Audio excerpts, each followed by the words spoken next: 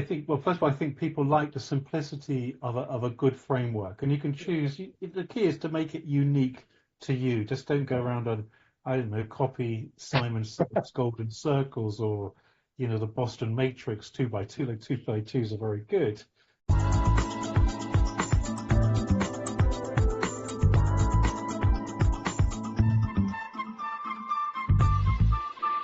Hey everyone, welcome back to another episode of the Book More Show. It's Stuart Bell here, and today joined by my good friend Roger Jones. Roger, how's it going, buddy? It's going really well, thank you, and I'm really pleased to be on the show today. Thank you for inviting me, Stuart. Pleasure. I'm excited as always. There's a bit of a two ends of the spectrum when we're doing shows. It's either people who I haven't spoken to before or people I know quite well, and you I know quite well. So this is going to be an interesting one. I think we'll go deep into your business, probably a bit deeper than I do with some other people because I know the background a little bit more. So for the sake of everyone else, why don't we do the quick intro and share with everyone the kind of Roger Jones story? Okay, well, the Roger Jones story in summary is I was a corporate consultant. Well, I used to have a corporate executive role, got a bit bored doing that, I must confess, and decided to take the entrepreneurial route. Um, I became a very unsuccessful consultant for a few years until I worked out what someone should do to be a successful consultant. And then after I turned my business around, I did the things that consultants should do. I got published in Harvard Business Review, wrote things in knowledgeable articles, and I focused on helping CEOs, particularly new CEOs in their roles and in top teams. But then during the last 5, 6 years of that, solo consultants, coaches started to ask me, well, Roger, how do you get in to see chief executives of big companies so, relatively easily? How do you charge premium fees? And I happily shared that knowledge. And so in 2020, which was, that famous lockdown Perfect year, timing. Yeah. I decided to pivot my business and focus on helping solo consultants, executive coaches, build a trusted pipeline and become the recognized authority in their market with zero selling. So I've got two groups of clients now.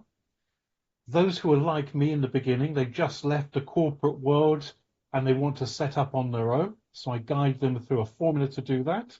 And those who have had their business for a few years, or they may have had their business for a couple of decades and want a complete refresh of their business and to be more successful. Avoid that, what I always remember and would never really talk about to clients for sure, was feast and famine, because in front of a client, you always had to look confident and successful. And I'd be thinking, oh God, I hope they say yes, because I was thinking about my bank balance, particularly in the early years. So the main thing I do is I aim to help clients have less stress in their life by getting rid of that frustration. Yeah, it's such a common story, I think, isn't it? So that transition from the job to going solo, how much of a crossover was there in what you were doing before to when you stepped out by yourself? Was that very clearly the same group of people, or was it kind of like a loose crossover, but some transferable skills? Oh no, I did everything the wrong way totally. I would take what I did in my early years, do the opposite, and you'd be successful. I was living in Spain and working internationally around the world for 5, 6 years, not long before I set up. I moved back to London, and I had no real network here. So that's not a way to start a business. So I started with no I mean, it's network. all in, sink or Yeah, swim. it's all in.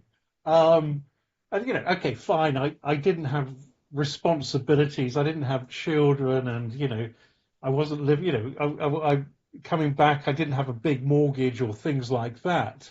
So I wasn't taking huge risks on a family, but I was taking a bit of a business risk. And I can Right. certainly remember in the early years, looking at the job adverts, which were still in newspapers at that time, thinking, oh, shall I apply for that? Should I update my Yeah. resume, my CV for that? It's So, so funny you yeah, mentioned that. So I had the same experience, like going from a corporate job, which was, I mean, relatively I mean, we're a professional team and relatively high performing, but somewhat relaxed because we all knew what we were doing into the stress of being out by yourself. And for the next 3 years, you get very large agencies reaching out with what then was relatively large salaries, think kind of tempt you back and tempt you back. And it's, I think once that switch is flipped in your head, it would be difficult to go back, I imagine.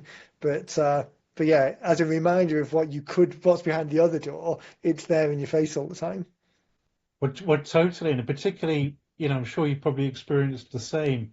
You had friends who were in their corporate jobs, having that nice steady salary, having the bonus and things like that, and you're thinking, well, I hope I get this piece of work and it's not that big. Yeah, yeah, But yeah. back to your original question, was there a transfer in sort of expertise Mm, to what I started off doing?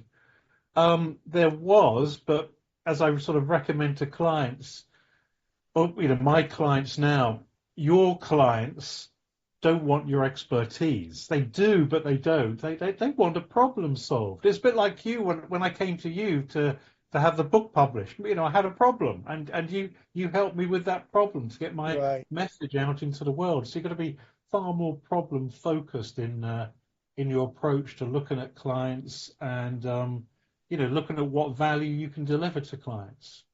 It's actually interesting, isn't it? When you think about that in terms of the specific deliverables, it's easy, particularly I think in a consulting role rather than something that's very product focused, like a HVAC engineer or someone who's going to build a fence. I'm just looking out the window and our fence has got some wind damage, so I need to sort that out. But yeah, building something where there's a specific set of deliverables, very scope constrained. As a consultant, it can really be quite big and broad, and you can get into kind of flim-flammy type words and miss on those very specific deliverables. So that advice of being very outcomes oriented and really tie in what you're able to do and deliver, yeah, that really resonates as making sense. And from the book perspective, it's easy from that principle because the book is the outcome. It's there's many other things that could come downstream, but the book is the book. This is the thing. Um, when you were moving from kind of like going through that pain and working out the pieces that do work and refining those, we'll get into the book specifically in a moment, which does bring together a number of those pieces into the framework. But as you were going through that, was it obvious the pieces that did work that became the framework, or was it only kind of in retrospect a couple of years later, then the pieces started to fall together into a framework? Was it how structured was that framework? It was unstructured, well, totally unstructured to start off with because Yeah. I was coming from a corporate environment where I was sort of a corporate marketeer and business developer. And if you're a corporate marketeer, it really doesn't uh, align with that of an entrepreneurial marketing as such. So it took a bit of time to sink in. So what I did do start off with, I did, in those early days when it truly was feast and famine, I actually started to look at what successful professionals were doing, and what were they doing in that sort of that early part of the journey.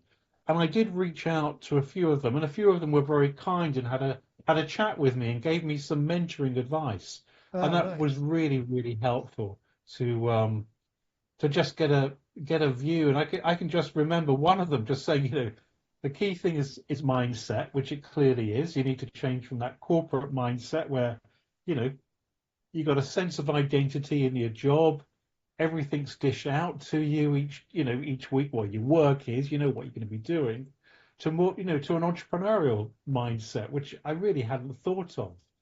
And it was all about, someone saying, focus on the problem that you're delivering.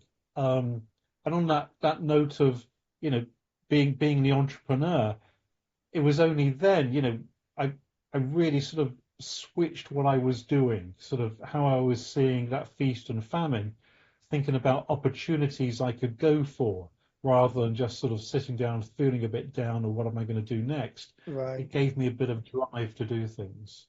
It's kind of like that E-Myth. problem of moving from the kind of professional expert out to start by yourself, there's all of the unexpected elements that kind of can throw you off center. So anything around a framework that helps people, give them some steps and something tangible that they can do, whether it's the E-Myth in terms of kind of those initial steps or the trusted framework that we're talking about here.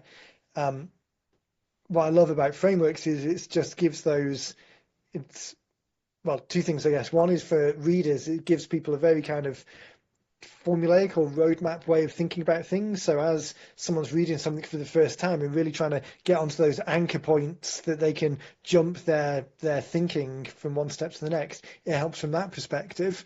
And then from the writing perspective as well, it just makes it so much easier to create because it gives you that natural scope constraint because it reflects a framework that you've already got. So why don't we talk about the book particularly then? So the trusted advisor, tell me a little bit about the genesis of the idea, for the information, for the content, and then we can talk about how we actually created it, because that was a little bit different this time around as well. Yeah, no. Yeah, no, it certainly was, and it was great to do that. I look forward to talking about that in a few minutes. So the book, how did it evolve? Well, first of all, how did the structure of the book evolve? I developed a program for solopreneurs, solo consultants, solo coaches to actually to to start that journey to become recognized authorities in their markets. So it's going around what you could call the basic elements, how to remove your competition, how to stop being perceived as a commodity, and how to feel more confident in your growth. So I had that as a 9 module program, and I still have it. I've played around with the titles of a few of the modules since working with you and other team members in the program. Right. So that was the basis and the framework for the book. And you so rightly say it just made things a lot simpler to have a framework. And I think having a visual framework is something I touch on in the book, The Trusted Pipeline, just helps so much. It helps not just in book writing, but if you're with a client, if you can almost it's almost telling a visual story of the problems that there are in the market, how they can be solved. And if you do it in a visual manner, and if you can actually draw your visual model in front of a client, you're literally drawing them in as you're Right. drawing the model. And Yeah. most people write a value proposition or a positioning statement. Paragraphs of text that expect people to Yeah, trawl through. and send people off to sleep, basically, I think.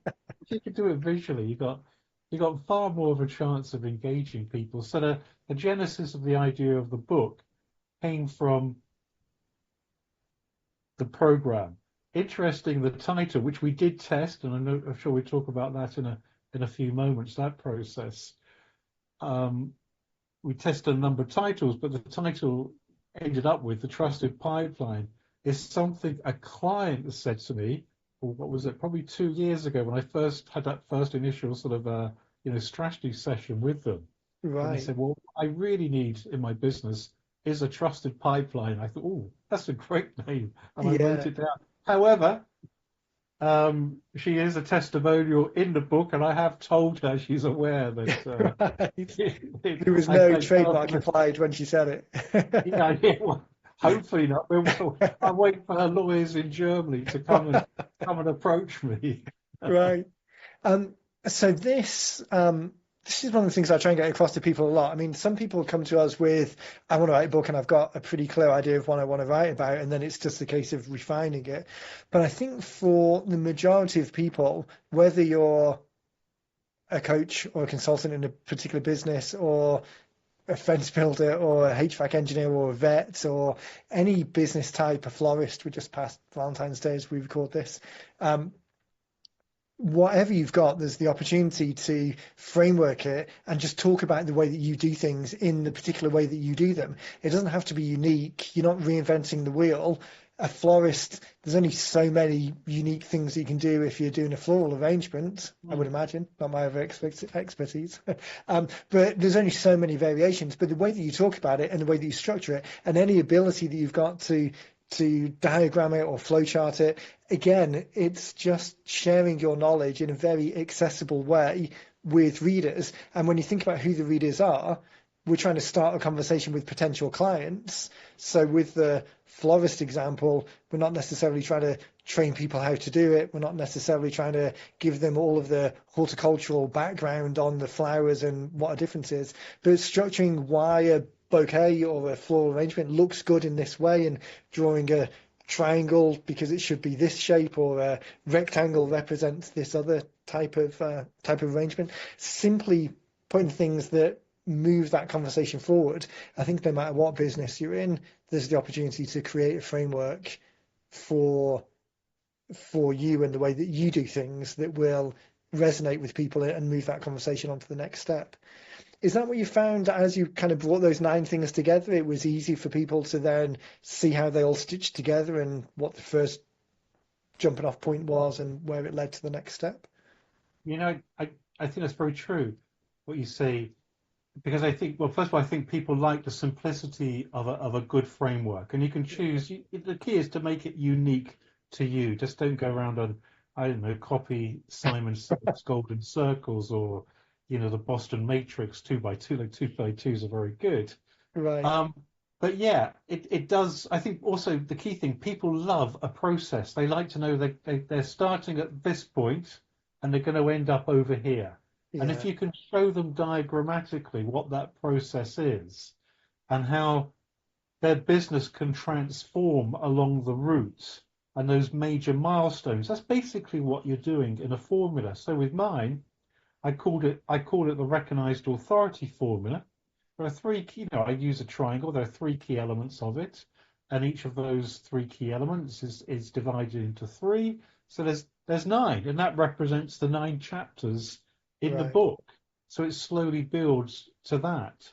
Yeah. So, I think that if you're thinking about starting or creating your own visual representation of what you do, I think one of the useful things is to start thinking about the problems that your clients face. So Right. just literally brainstorm them and write them all down. The problems clearly that you can solve, but then categorize them in 2, 3, 4 max. Three is absolutely ideal. And they could be the 3 major problems, and then there's probably subsets of those, and that can be the basis of a framework. So I've Yeah. had clients use a mountain very effectively. They were into more the outdoor leadership. I've had someone who's into scale ups of tech firms use a rocket, and it works really well Right. for the proposition they have. Um, I've had a lawyer use something a bit more complex. We actually simplified it. I think it was complex law, but we managed to simplify what they were doing as well. So the key is, make it unique, be creative. So take off the sort of that normal logical consultants or coaches hat and be creative, and get a form that feels natural for you and Yeah. something that feels unique to you in form, even if as you so rightly say, what they're actually doing isn't maybe tremendously different to someone else. But you can That make the unique. form of it quite original. And that's actually a great way of thinking about it, which I don't think I've thought about before. The idea that the information is the same, but the way that you share it and what you anchor it to. Actually, we did a podcast with someone a couple of months ago where we were talking about they they were an Ironman triathlete, a female in, I think, the over 40s category, but was an Ironman triathlete and had been semi-professionally, I think, before. So her whole framework was anchored around some of those training principles from Ironman, and the language that Mm. she used described it in that language. And again, not that the fundamentals were particularly unique or different from anything else, but the positioning and the anchor points and the passion at which she could talk about it and the descriptive elements to kind of illustrate it, all of that, because it was a subject she was passionate about, all of that helped, again, start this conversation in an interesting way, in a way that kind of stands out in someone's head. I think as well, actually, which is often overlooked, it's this idea of how best to describe it, kind of the commitment threshold of the reader. If they're entering into a conversation with you and it's a very unknown end point, it's okay, well, let's start doing some work or let's start doing a program, and at some point somewhere maybe something will happen, but it could be 1 week or 10 years.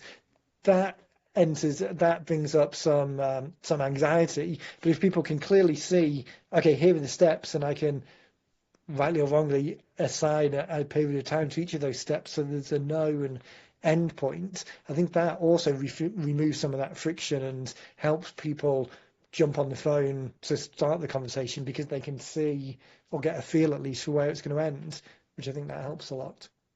No, totally. They can see they can see that transformation that's going to happen, and they know that in whatever it is you're doing, that consultancy project, that coaching project, whatever your area of expertise is, whatever your professional service is, they can see the beginning.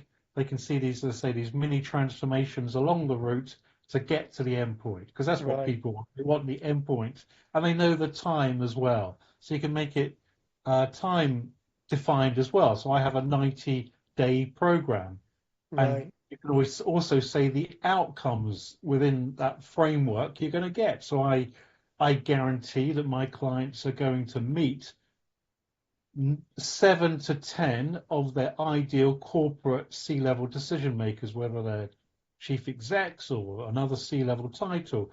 So you can frame everything within the model, which is I think a reassurance for people as well. Yeah, Plus, you can also be a little bit creative.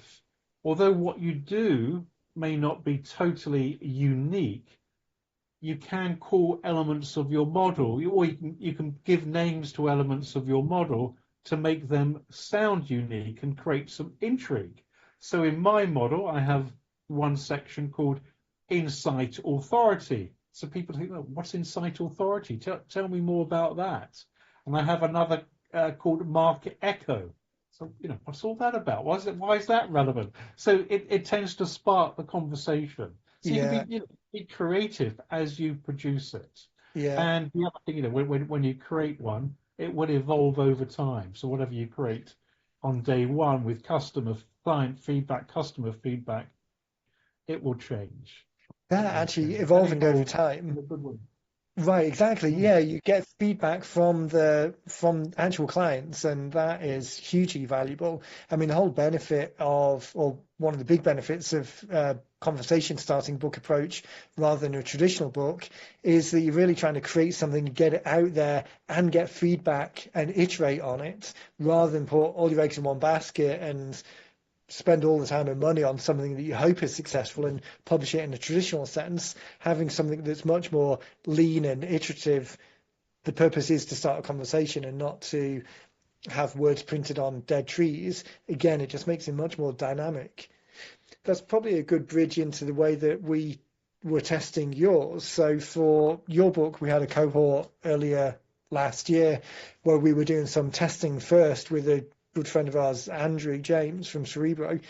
So they run, for everyone else, they run a ad testing platform and have a very comprehensive analytics tool in the background that picks up on sentiment. So rather than writing the book in this efficient way and getting it out there and then waiting for feedback, we actually, with you and this group, tested first. So we tested the title and the chapter titles to see which of those words resonated, and then the content was still broadly the same, but it was these kind of anchor labels of the titles that changed. So let's talk a little bit about that process, because there were a few options that we tested, and we were testing on LinkedIn, I think, primarily with you. But talk a little bit about what let's start with the book title, how that evolved.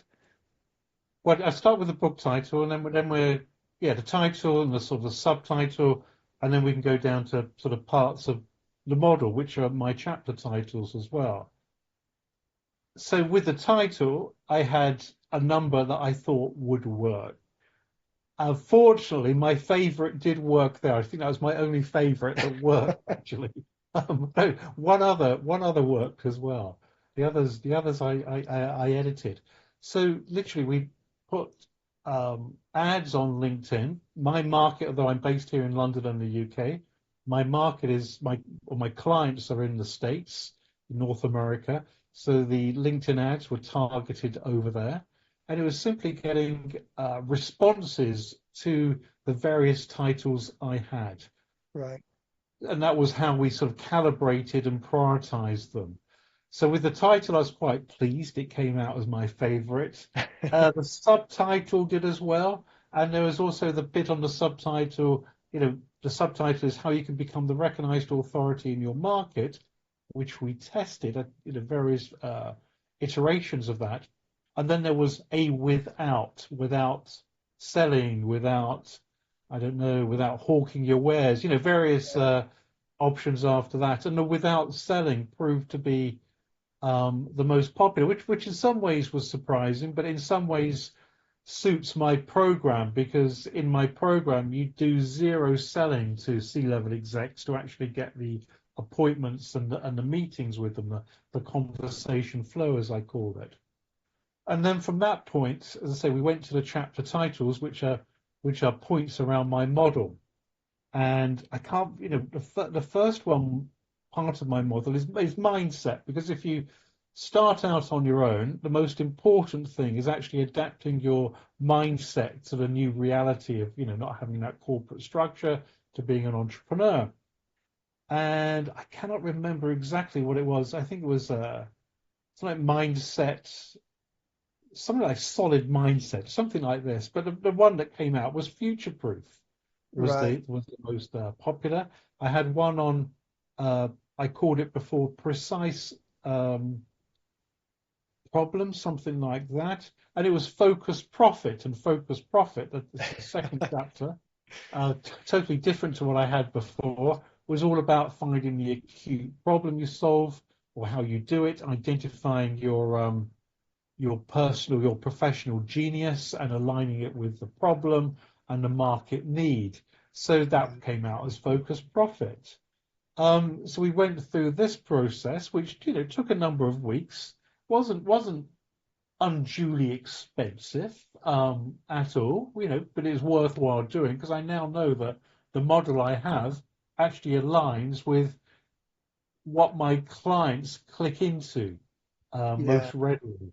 So there were, as I say, there were a few surprises en route. And that's the Um, really interesting thing about actually testing is it gives you very specific feedback on who that target audience is. So again, just to dive into it in a little bit more detail so people can think about it, not that this is the right fit for everyone, this testing, um, but just to think about it conceptually, because I think the idea is useful whether you actually test or not. But it's this idea of selecting the audience type, the avatar you're going to run the ads to.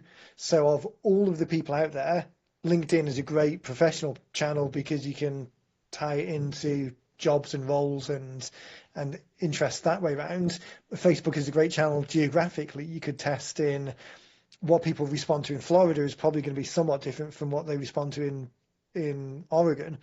Um, so picking that audience of your ideal candidates, and then within the group of ads, just testing the different words. The meaning is still the same, the chapter is still the same. You're not rewriting the whole thing as something completely different. It's just whether people respond to future problems versus problem aware or the other tests that were in there. So I really love this idea. In the book blueprint scorecard, we really talk about this idea of using the language of understanding the who you're writing the book for and using their language. So from a non-testing perspective, we make suggestions of reaching out to the support team or looking back through support emails and see the words that are clicked on there, going to Google and doing the autocomplete thing in Google and seeing what people are typically searching for and the words they use. But this whole idea of you've got a framework, you know what you ultimately want them to or need them to do. You know what the problems are because you've been in the industry for a while, but just the semantics of whether it's this word or that word, testing is such a great way of getting some real world feedback on which words resonate. No, totally so. And I think, building on what you're saying, really understanding your avatar and how to find them. Because Right. sure, I use LinkedIn. I'm not you know, I'm active, but I'm not there every 5 minutes, as it were. But understanding how you can sort of really break things down into groups, into geographies, into interests, into experiences was really helpful. And it's also helpful now in follow-up advertising on the Right. platform as well. But you're right, there's other platforms. I know someone else in the group was more into Facebook, which was more appropriate for their book. I know someone else was also into LinkedIn. So Yeah. it's wherever you're going to find your ideal clients. That's the Yeah. key. It could be Facebook, could be LinkedIn. And I'm sure it can be both of them, but you probably don't need to.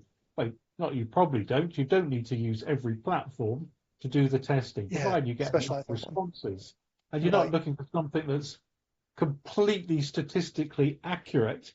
You're looking for sort of key trends The and indication. Right. yeah, key indication, but be prepared to chuck out those titles you've fallen in love with Right. because the market knows better than you do, Yeah. unfortunately. Well, and that's actually an interesting point as well. I mean, it's easy you can justify yourself or convince yourself of anything sat in an isolated bubble in the office by yourself with a pen and paper. You can justify either any answer, but actually to have empirical data coming back that is, no, this is what actually clicked through. It makes it harder to justify a decision that didn't test well, regardless of what your personal opinion is to begin with. Yeah, and also one thing we didn't mention, we tested titles and words.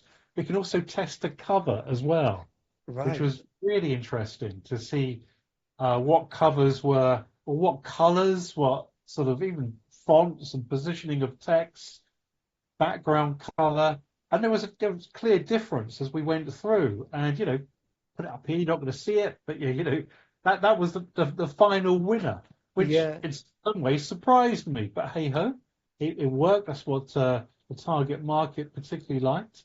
Actually, And that's I such know a great. Andrew James was really going more precisely on even shades of color for one of Right. his books. Yeah. Yeah. Actually, that's a great point as well because it's not only split testing ads. I mean, there's a whole industry around microscopically split testing absolutely everything, and Facebook and to a lesser degree LinkedIn, but Facebook particularly. I think a lot of people have got familiarization with 10 years ago, you could pick any number of individual elements and do it yourself. But now they really increasingly just want you to give them $10 and they'll find the right people for you because the breadth and scope of their algorithm is so much more than we can comprehend as individuals just trying to do all of those tests. So I think testing some of the variables that we're talking about can seem a little bit intimidating because it's an ever-ending hole of statistically significant numbers, but that's not what we're doing. We're talking about option one is with your own experience, stick a finger in the air and pick something, or option two, spend a little bit of budget on testing and get some real world feedback. It's not that we're trying to test with millions of impressions and thousands of different variations. It's just a reasonably small amount of effort to get a reasonably better version one outcome rather than just a finger in the air, which your finger in the air is probably better than someone else's within your own area of expertise. But if you can just take that extra step and test a little and get those indications, again, we're not writing a traditional book. We're not carving it in stone. We can make changes at any point in the future.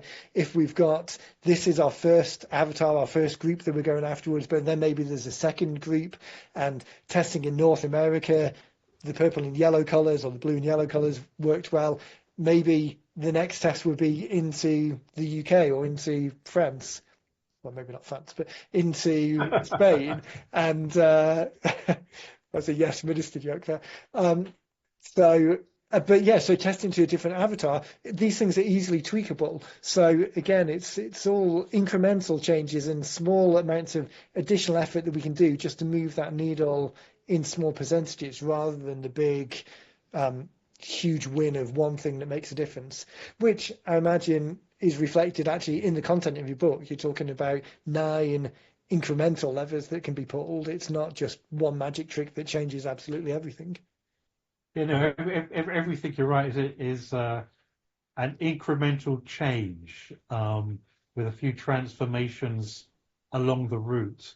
Right. So yeah, but what you say is so true. It is getting that feedback and then allowing you then to put the book together so relatively easily. And that's the one thing that sort of thinking back to the process that I was so pleasantly surprised with was actually to put the book together, which is whatever it is, I don't know, 9,000 words in here.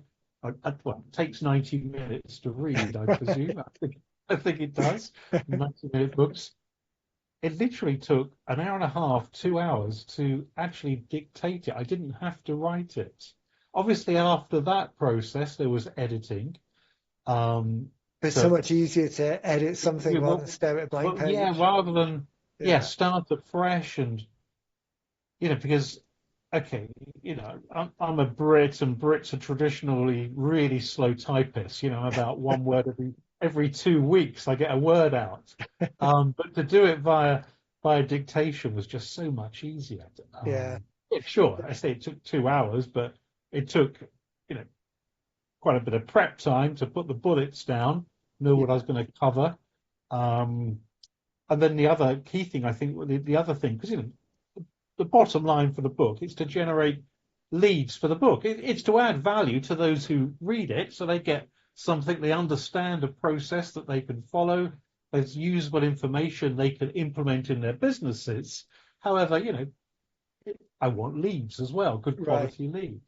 Um, so, having the freedom to put testimonials in there at the right place, bring things to life with, real life case stories of clients, whether those clients are in the States, in Brazil, across Europe, Australia, or Middle East. Brings, for me, because I know the key target is the States. I also have clients sprinkled around the world.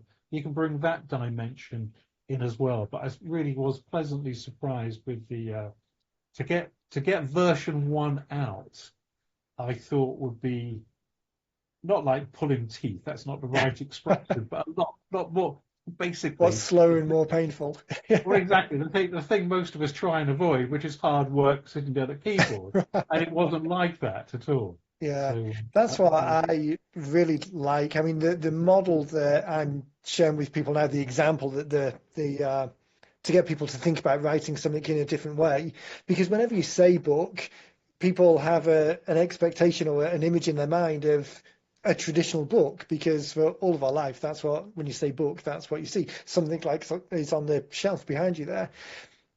And that's the benefit that we have as having authored an idea and given it to someone. The recipient also sees it as book and never ever or rarely throws away a book, as opposed to a business card or other marketing material that ends up in the trash most of the time. But the thing that trips us up is that when we think about then writing or creating, we also think about the traditional route, which is doing some homework, giving it to a teacher, getting it handed back with some red marks, or at least that was my experience for the most part, and then sometimes having to, or oftentimes having to do it again. Whereas that's not the case. What we're talking about here is effectively a written version of a presentation. And I think for the vast majority of business owners, if you were invited to speak in front of a room of 100 ideal clients next week, we could sit down today, outline some slides, give it some bullets, make the story of that presentation easy to understand, give people a motivation that there's a next step at the end of the talk. And then if on the day we were to sit down and interview you to that outline to help you bring out all of the talking points to make sure that you covered it in the way that you wanted to cover it, then for most people that's very accessible, as opposed to giving them the job of, okay, now go away and write down those same 10,000 words by starting looking at a blank page. So yeah, this presentation approach to capture the content is a much easier way, I think, of thinking about it. And if I could add sort of one, for me, what's important element to add to that, as I was dictating, I felt I was talking, and hopefully that style comes across in the book. So it's it's not me having a conversation with the reader, but it's not a formal Right. business book style. You can see lots of business books behind me, Right. probably mostly unread. But however, lots of them aren't necessarily in such an accessible style. And I think if you do dictate a book, it's going to come out more in your style of words, Yeah. your style of rhythm of conversation as Yeah. well, and your language too, because you've probably got ways The you way to say. talk. Yeah. And that those elements, I think, um, Which give ties it in your own with the, fingerprint as well. yeah, exactly. That fingerprint and that connection that someone feels with you, because like we say all the time, the job of work isn't to sell books and make money from the cover price of a book. It's to get into a conversation with the perfect client. And if someone can have had that first experience with you, that then translates into that conversation. And as you're actually talking to them, you're using the same phrases and tones and examples that they've already read. It's a stacking effect in terms of the credibility and the memory that they've got and the belief that they're already in the same place. The job of work of the book is to get to the conversation. The conversation is the important thing. And if the conversational style of the book reinforces that conversation in person, then again, it's another point of amplification rather than writing something cold and technical and traditional, which doesn't really communicate any of that. No, totally, because as you're so rightly indicating, I think if someone feels that they know you before they meet you, Right. that's that you sort of melt away that initial getting to know you element. And Yeah. I think there's other ways to do it as well. You can post on LinkedIn, you can do loads of videos on YouTube, all good things to do. Podcast. But I think if someone actually reads a book and has it accessible and can actually read it in 90 minutes, Yeah. um, they're going to get to know you. Simply reading about the author. So you're coming off the page. You're not just this um, whoever you are, corporate freelancer, corporate consultant. There's a bit of life, there's a bit of depth to you within there Yeah. as well. They understand your thinking, they understand the types of clients you work with. And there's probably been, as they've read the book, or hopefully there's been a series of mini light bulb moments for them as they went through the pages. Yeah. So I think that all these, key elements, as you're indicating, are so vital when you're building up a relationship. And it does, from the conversations I've had with those who have had the book and hopefully they've read it, I'm pretty sure they have read it afterwards. That certainly is true Yeah. as a result. That follow up afterwards, I mean, the opportunities, people often say, okay, I've got this material, I've got these additional things I want to put in the book. And sometimes that's the right answer. But oftentimes it's people would be better served by using those pieces in the follow up rather than in the book itself. So I think yours is a perfect example of the size of the book is perfect to introduce the 9 elements of the framework. It introduces it in a way that's accessible and easily read within a reasonable period of time. But you've also now got the opportunity to, as someone joins the list on day one, over the next months into years of following up with them with Hmm. regular additional supporting material that all falls within one of those 9 elements, there is always then an opportunity to ask people, hey, it's today the day, you ready to raise your hand? It just anchors it back to that initial piece, but it keeps the conversation going over the long run. Yeah, you're right. It anchors it back, keeps the conversation going. And what I also liked was your idea, which I put in the book, which is on the back cover, where there's 3 steps that people can follow up with. Just one of them simply to watch some videos. So they go to my website, rogerejones.com/watch, and they discover the story of the book. They can then find out where they are on their journey by completing a scorecard, by going to Roger E. Jones /scorecard and Right. get some personal feedback. And then obviously there's the once they've done that, hopefully there's a temptation then, if they feel it's going to be of benefit, they can have a conversation with me and have a call. So I think those three elements of follow up are important. In fact, just before we got on Zoom for this podcast, I noticed an email come in that someone who I know had recently received the book had actually completed the scorecard. So it Right. does work. But you are Yeah. right, as you know, as Dean says, there's going to be a small percentage of people who want to sort of buy now, and Yeah.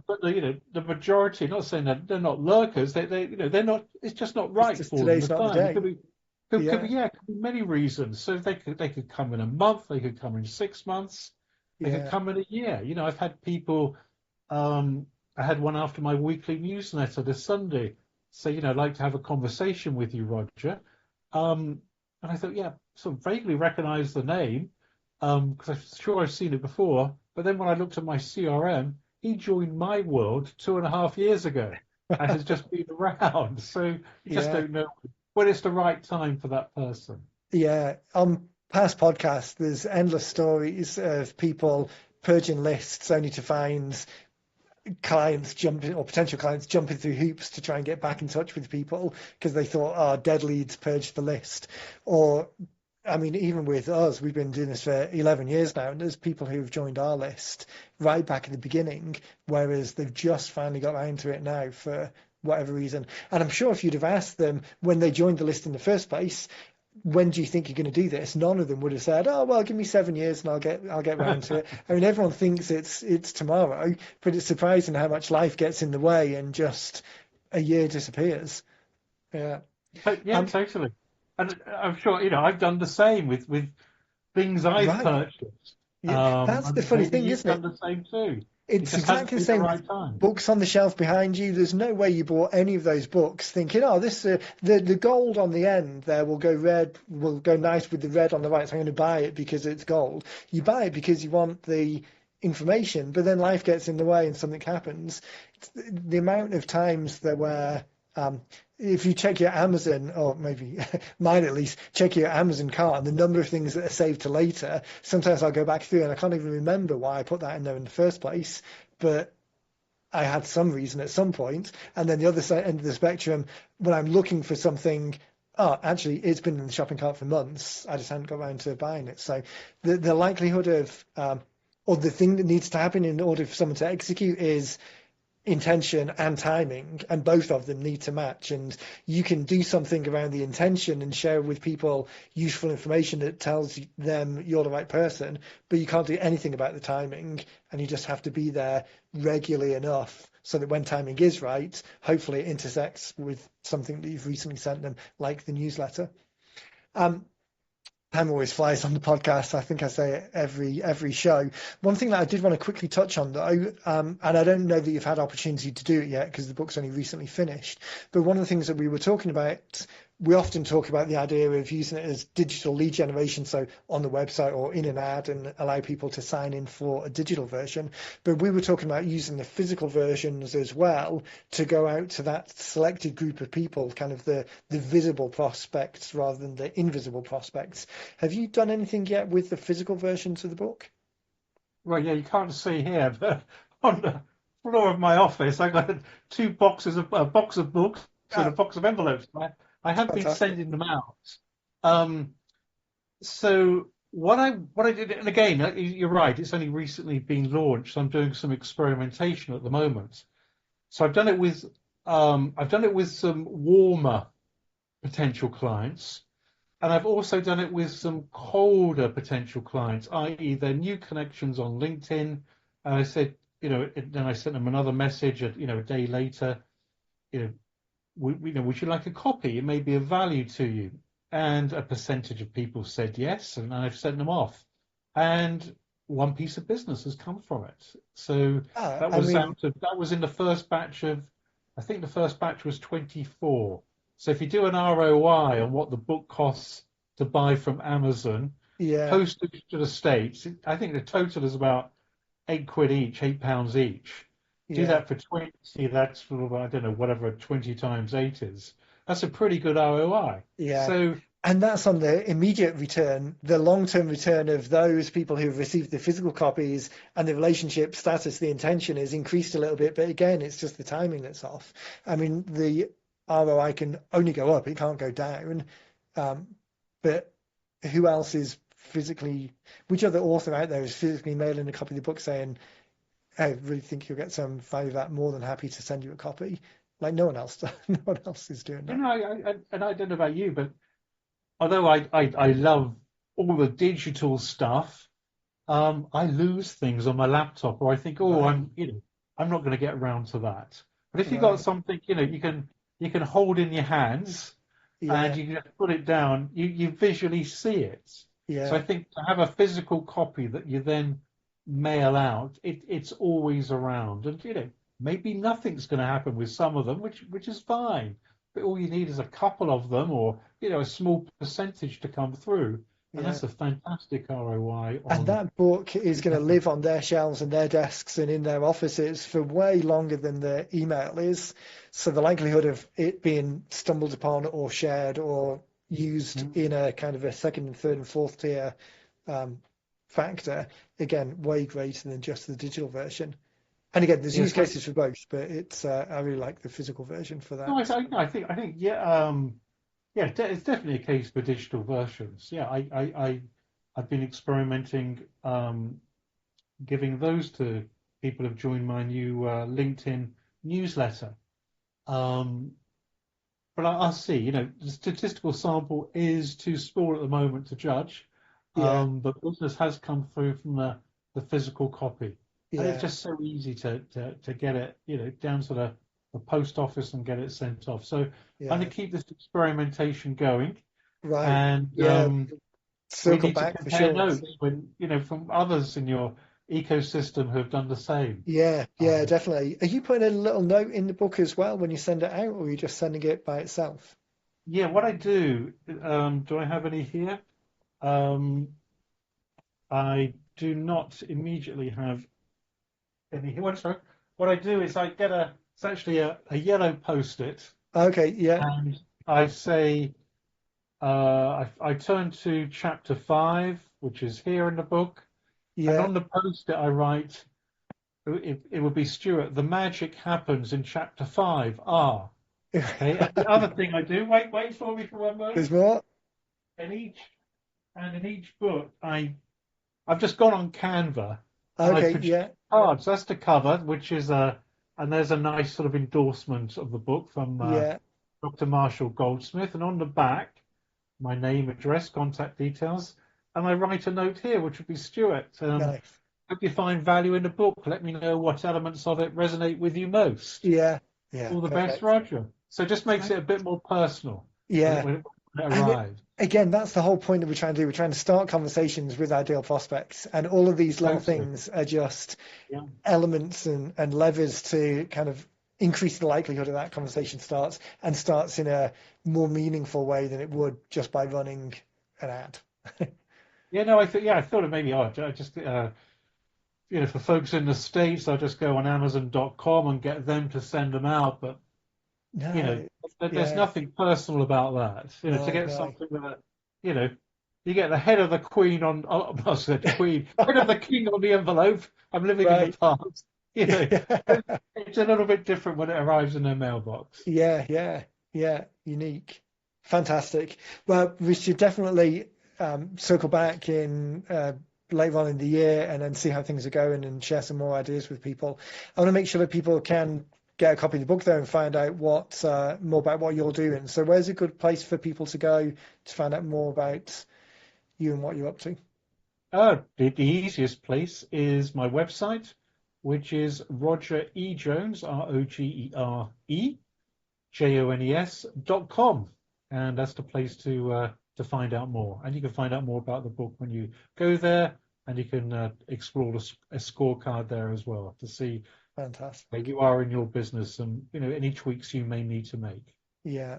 Perfect. I highly recommend people checking it out because the book itself is great as well. There's a lot of, I think whether you're a consultant, I mean, obviously it's perfectly tuned to that group of people, but I think some of the things that it talks about are universally applicable across all business types. So yeah, highly well recommend getting a copy of the book just for that alone. Whether, as I say, whether or not you're a consultant or in that particular space. I'll make sure, as always, you put those links in the show notes. So as people are listening on the podcast player or in the car, just scroll down and tap the link now and then fill out the details later. So make it super easy for people to get through.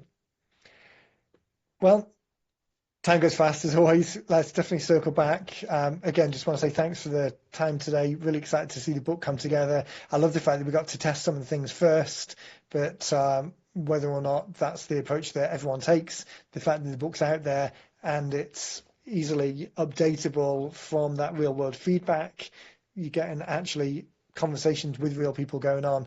Yeah, it makes such a big difference. So thanks again, Roger. Thank you, Stuart. I really enjoyed our time together this afternoon. Much appreciated. Thank you. Pleasure. Everyone, thanks again for tuning in. We will catch you in the next one. In the meantime, we mentioned the testing approach to some of the summaries. We do run cohorts every so often for that approach. So if you're particularly interested in testing a book first, then just reach out to me, Stuart at 90minutebooks.com, and we can follow up with some details and tell you when the next cohort is. All right. Thanks again, and we will catch everyone in the next one.